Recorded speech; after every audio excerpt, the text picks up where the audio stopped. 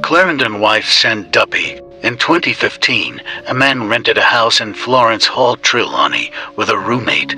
Let's call her Shan. His birthday was coming up, and he wanted his sister, brothers, and a cousin to visit him for a little birthday party. They went there and spent the night. After the party, everyone left that following morning except the sister. Let's call her Tish. Her brother wanted her to stay a bit longer, so she decided to stay a little bit longer with her brother, his girlfriend, and the roommate Shan. Her brother and his girlfriend would go to work early from 8 a.m. because they worked at Glistening Waters in Trelawney, walking distance from the scheme.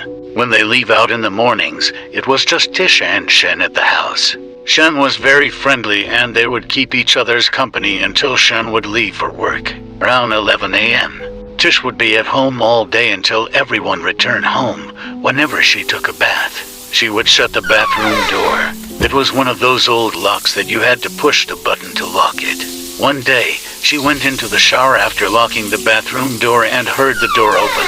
When she looked, it was wide open. She jumped out the bath and locked it again, and it would open again and again, but she thought nothing of it. Sometimes the kitchen door would slam hard, as if someone was slamming it. The kitchen door was a metal door that was blocked by a building block to secure it. Tish always thought that was strange, because all the houses beside them have the same exact door, and the same amount of wind was passing, but only their door would be slamming, even though they had a building block behind it, and the neighbors' doors had none. Then she remembered that, before her brothers went back home, one of them was walking towards the kitchen door to go out in the back of the yard, when suddenly, the door slammed. It missed his face by an inch. He was so shocked. They were all wondering how the door even moved. Despite all these strange occurrences, Tish was still at the house, acting like everything is okay. The same thing would happen whenever she took a bath,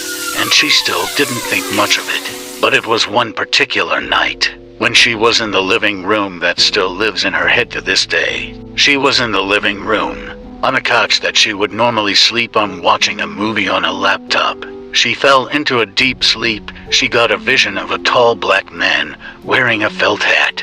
He stepped through the window over her head. His eyes were as red as blood. He looked at her and said, "I'm going to kill the closest person to you," and she saw her twin brother. The demon grabbed her by the throat and started to strangle her. She couldn't move.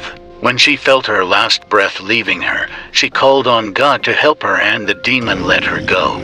Follow Jamaican True Stories. All she could see looking down at the kitchen door in the darkness was two red eyes, and the sound of two baby kittens that they had in the hall. It happened about 3 a.m. Tish couldn't sleep or move. All she could do was sit terrified and stare at the two red eyes until morning light, and it vanished. In the morning she told her brother what happened, and he told her that Shan was sleeping with a woman that came from Clarendon husband, and that the woman sent the Duppy to kill her. He said that oftentimes he would see a lady in a tall white dress sitting in the couch at night and in the day. Her brother told her that he would see and hear kids running in the house, playing.